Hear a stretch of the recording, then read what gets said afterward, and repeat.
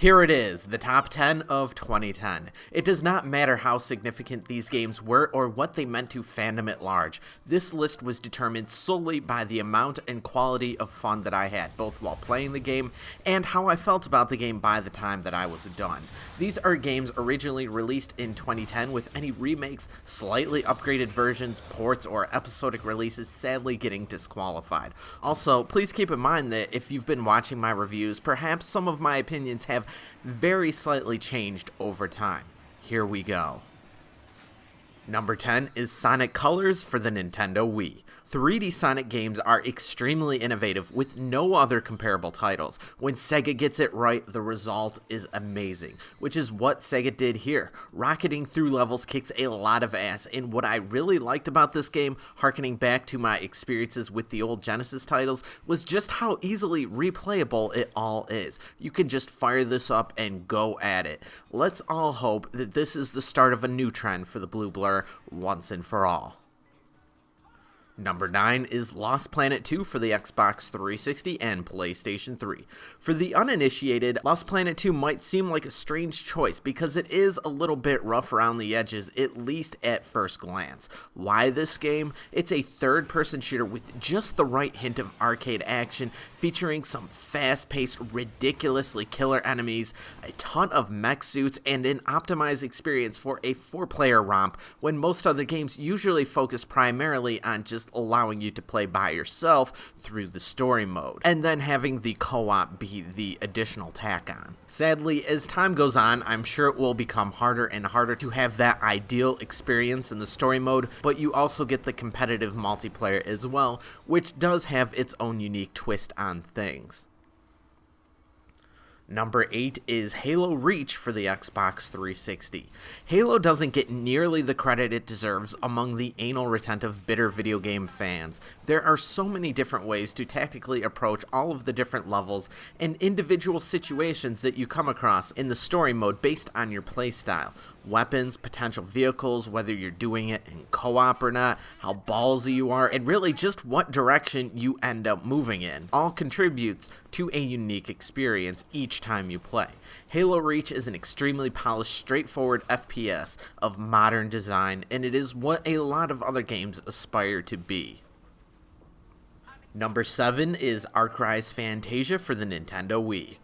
Controversial entry, I'm sure, but Arcry's Fantasia is a stellar RPG with a whole lot of depth. You get an interesting fantasy storyline, tons of great characters, numerous locations, plot twists, a great battle system, and there is just a ton of quality content packed in here. There is a lot to do. I swear next time I have a go at this, I'm going to figure out how to once and for all patch the hideous English voice acting out of the game and play in the original Japanese, but besides that, this is a classic RPG title. Number 6 is Super Mario Galaxy 2 for the Nintendo Wii. The original Super Mario Galaxy showed that Nintendo still knows how to innovate a genre that feels like it's been done to death by just completely blowing us all away with a fresh new take on everything. Super Mario Galaxy 2 is exactly the same as the first, with more levels, more Yoshi, because it actually has Yoshi, and less bullshit filler when there really wasn't even that much in the first place. The freshness is perhaps not quite as much there as it used to be because this is the sequel, but this game still kicks a lot of ass and is worth playing the hell out of. Number 5 is Bayonetta for the Xbox 360 and PlayStation 3. The entire genre involving you palm mashing the control pad in order to beat the shit out of things has gotten really stale over the years, but Bayonetta manages to innovate things and take the entire experience to a brand new level with hyper quick action, great enemy design, an awesome pace, beautiful, interesting worlds, and a very fun battle system. It is a true breath of fresh air. Even though it follows the same formula of recent games of this type, it really does take things to a brand new experience. Number 4 is Donkey Kong Country Returns for the Nintendo Wii. Retro Studios is quickly becoming one of my favorite companies as they show that not only can they compete with Rare and Nintendo in making a classic side-scrolling platformer, but they can exceed the original as well. Donkey Kong Country is hard as hell, but fair too, and there's some amazing level design that'll keep you going for quite a while. This is a classic platforming experience. Number 3 is Super Meat Boy for the PC and Xbox Live Arcade.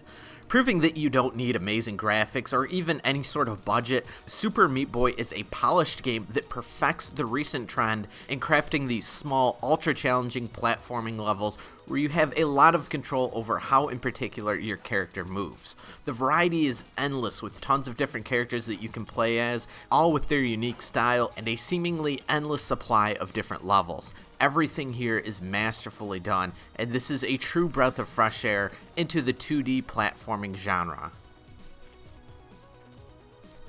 Number 2 is Mass Effect 2 for the PC and Xbox 360. Mass Effect 2 evolves the original Mass Effect in providing a more improved balance between being an RPG and being a third-person shooter. With numerous playstyles, you can go at this like a typical action shooter, or you can try something much different. The exceptionally well-done RPG elements leads one to feel much more invested in the entire outcome of the game, which is all so well done. Mass Effect 2 is a fascinating experience and is definitely one to try out if you enjoy either RPGs or shooting games. Number 1, finally, is Resonance of Fate for the Xbox 360 and PlayStation 3. Passed up by the gaming media because it takes a couple of hours to get your head over the learning curve, Resonance of Fate is a wonderful original take on Japanese RPGs containing a rarely done steampunk atmosphere with an art style that lends itself to amazing visuals. I have not seen this type of gameplay done before, but it is so much fun and is something that I could do endlessly. There is a ton of customization at your fingertips, and I loved the hell out of everything. Gameplay-wise, storyline-wise, and every other part of it. A controversial pick, I'm sure, but I love this title. It is so good.